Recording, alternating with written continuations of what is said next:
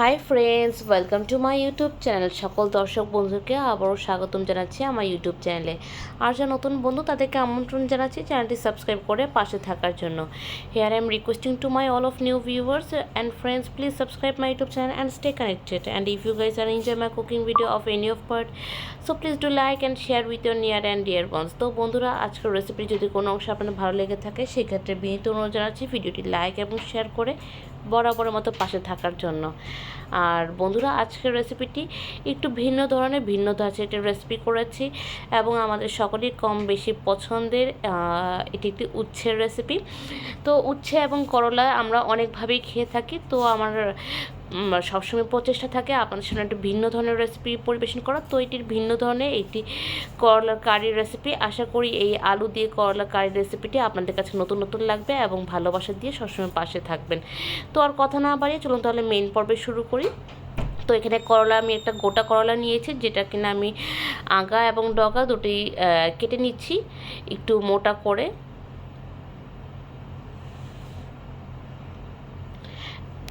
এখন এটাকে মোটা মোটা করে কেটে নিব অনেকটা। মোটা বলতে যেরকমটা দেখাচ্ছি ঠিক এরকম। এটাকে তো আর স্লাইস বলবো না, চিকন চিকন ফালি ফালি করে এটা একটু মোটা করে কেটে নেওয়া হচ্ছে।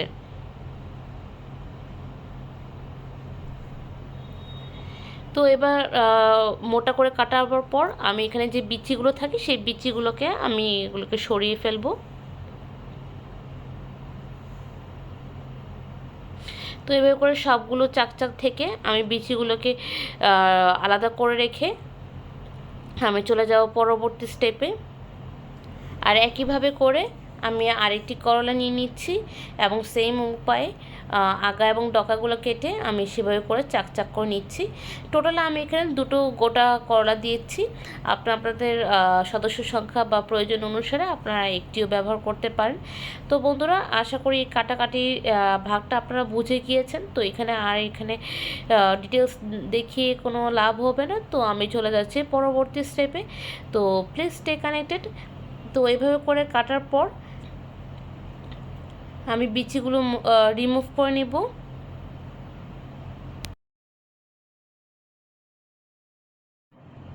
তো এই যে করলাগুলো কেটে নিলাম, সেই করলাগুলো আমি একটি বাটিতে নিয়েছি, নিয়ে আমি এটাকে লবণ দিয়ে ভালো করে ডলে নিচ্ছি এবং ভালো করে লবণ দিয়ে ডলে নেবেন। এতে কিন্তু করলার যে তেতা ভাবটা থাকে অনেকটা কেটে যায়। যদিও করলার তেতাটাই আমাদের অনেক পছন্দ, তারপর অনেকেই একদমই পছন্দ না। তো তাদের জন্য এভাবে করে আপনারা লবণ দিয়ে ভালো করে ডলে জল দিয়ে এভাবে করে ভিজিয়ে রাখবেন। এতে কিন্তু অনেকটা কিন্তু সাবট্র্যাক্ট হয়, মানে হচ্ছে অনেকটা কিন্তু কমে আসে তেতা ভাব। তো এভাবে করে আমি বেশ খানিকক্ষণ 20 থেকে 25 মিনিট ভিজিয়ে রেখেছি। তো একইভাবে আমি সেকেন্ড ব্যাচ করে নিয়েছি। এখন আমি দিয়ে দিচ্ছি হলুদের গুঁড়ো। আমি বলে রাখছি সেটা ভিজিয়ে রাখার পর দেন এটাকে নিংড়িয়ে দেন আমি এখানে মশলা দিচ্ছি। তো হলুদের গুঁড়ো এবং মরিচের গুঁড়ো দিয়ে দিয়েছি। দিয়ে দিব আবারও নুন,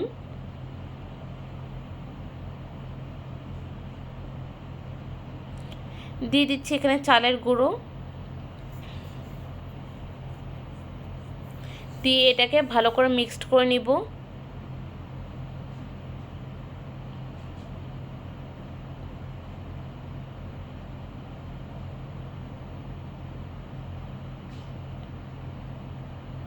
তো এখন এটার মধ্যে দিয়ে দিচ্ছি আলু। আমি আলুগুলোকে এরকম মোটা মোটা করে ফালি ফালি করে কেটে নিয়েছি। আর এই আলুটা আমি একদম এখানে যে মশলাটা রয়েছে সেই মশলাটার সাথে আমি ম্যারিনেট করে দিচ্ছি।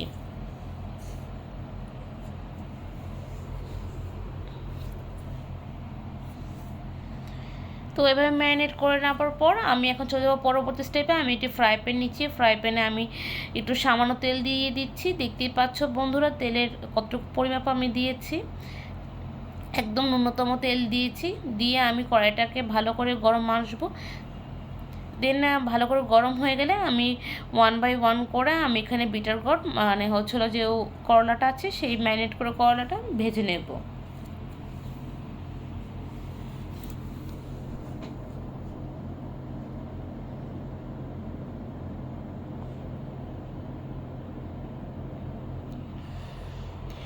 আর এখন আমি এটাকে ঢেকে দিচ্ছি। এতে ভাজাও হয়ে যাবে এবং সেদ্ধও হয়ে যাবে।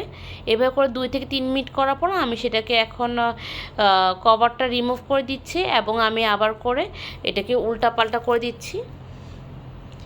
এভাবে করে ফ্লিপ করে দিয়ে যে অংশটা ভাজা হয়ে গেছে সেটা উপরে দিয়ে, যেটা ভাজা হয়নি সেটা নিচের দিকে দিয়ে একই পদ্ধতি অবলম্বন করে আমি এটাকে আবার ভাজা এবং হালকা করে সেদ্ধ করে নিব।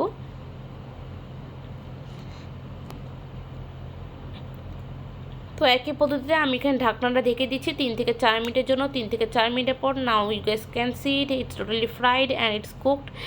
দেখতেই পাচ্ছ দুই পাশে একদম সুন্দর গোল্ডেন ব্রাউন কালার বা হালকা বাদামি রঙে পরিণত হয়ে গিয়েছে। আর এখন আমি 1 বাই 1 করে আমি এটি অন্য একটি পাত্রে ট্রান্সফার করে নিচ্ছি।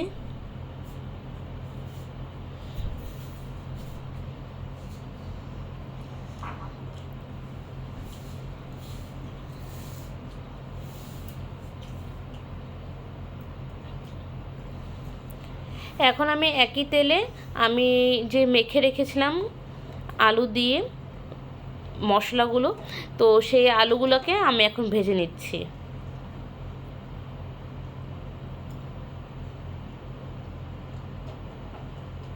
তো এইভাবে করে 2-3 মিনিট খোলা জালে দেওয়ার পর আমি ঢাকনা ঢেকে দিচ্ছি 3 থেকে 4 মিনিটের জন্য। তো একইভাবে 3 থেকে 4 মিনিট পরে আমি সেই ভাজাটাকে একটু উল্টে পাল্টে করে দিয়ে দিচ্ছি। যে জায়গাটা ভাজা হয়ে গেছে সেটা উপরের দিকে রেখে, যেটা ভাজা হয়নি সেটা নিচের দিকে রেখে একইভাবে করে আমি উল্টা পাল্টা করে আমি আবার ঢাকনা দিয়ে ভাজা এবং সেদ্ধ একই সাথে করে নিচ্ছি। এতে কি হয় বন্ধুরা, এতে ভালো করে ভাজাও হয়ে যায় এবং কোনো রকম কাঁচা ভাব থাকে না, একটা বয়েলও হয়ে যায় ঠিক করে। তো যারা নতুন রাঁধুনি আছো তারা এইভাবে করে টিপসটা ফলো করবে, তাহলে দেখবে খুব কম সময়ের মধ্যে আপনার রান্নাটি কুক হয়ে যাচ্ছে and it's very different and very delicious ওয়েতে। তো এবার করে ভাজা হবার পর দেন আমি এগুলোকে একই পাত্রে আমি ট্রান্সফার করে নিচ্ছি। তো এবার করে বন্ধুরা করলা এবং আলুগুলো কিন্তু ভাজা হয়ে গিয়েছে।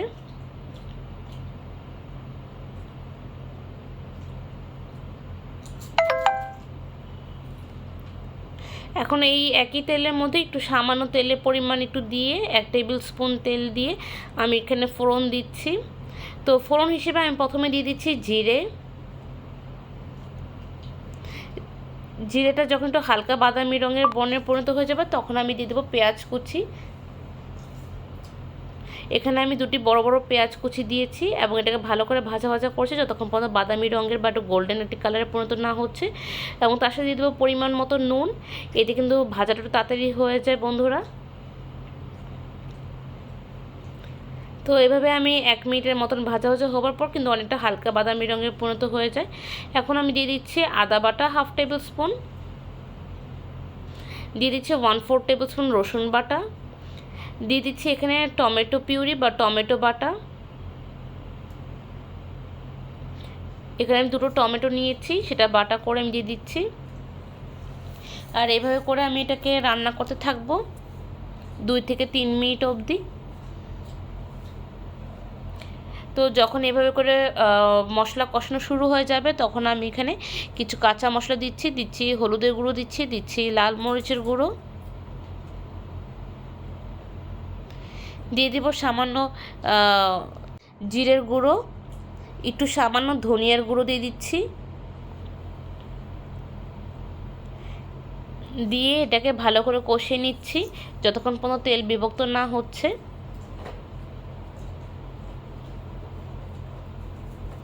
তো মশলা থেকে যখন তেল বিভক্ত হওয়া শুরু করবে তখনই মানে বুঝে নেবেন যে মশলাটি ভালো করে কুকড হয়ে গিয়েছে।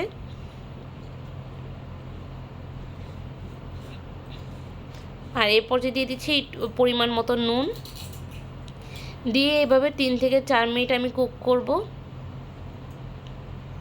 এবার কন্টিনিউয়াসলি আমি নাড়ানাড়ি করে যাব।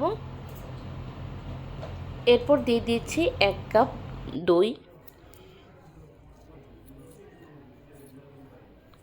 তো দইটি দিয়ে আমি এটাকে কন্টিনিউয়াসলি নাড়ানাড়ি করতে থাকবো, তা না হলে এখানে একটু চাকা বসে যেতে পারে বা ফেটে যাবার সম্ভাবনা থাকে। আর দিয়ে দিচ্ছি সামান্য একটু জল, যেটা দই লেগেছিল।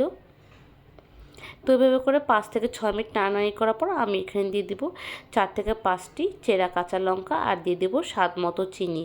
তো এভাবে করে আমি আরও 3 to 4 মিনিট কুক করে নেব।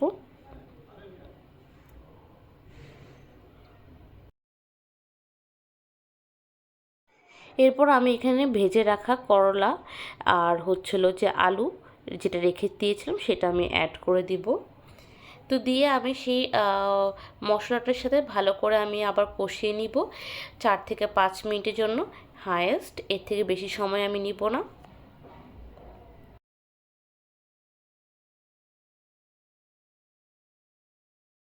তো বন্ধুরা এভাবে 4 থেকে 5 মিনিট আমি খোলা জালে এটাকে কষানোর পর আমি এখানে দিয়ে দেবো সামান্য পরিমাণ জল। আমি এখানে হাফ কাপ জল অ্যাড করে নিচ্ছি, কারণ এটা মাখা মাখা মশলা হবে, এটা কোনো ঝোল টাইপ অফ রেসিপি হচ্ছে না, তো ঝোলেরও চিন্তা ভাবনা হবে না। জাস্ট এটাকে কুকড করার জন্য যতটুকু জল লাগবে অতটুকু। তো দেবার পর আমি এটাকে কিছুক্ষণের জন্য ঢাকনা ঢেকে দিব 2 থেকে 3 মিনিটের জন্য।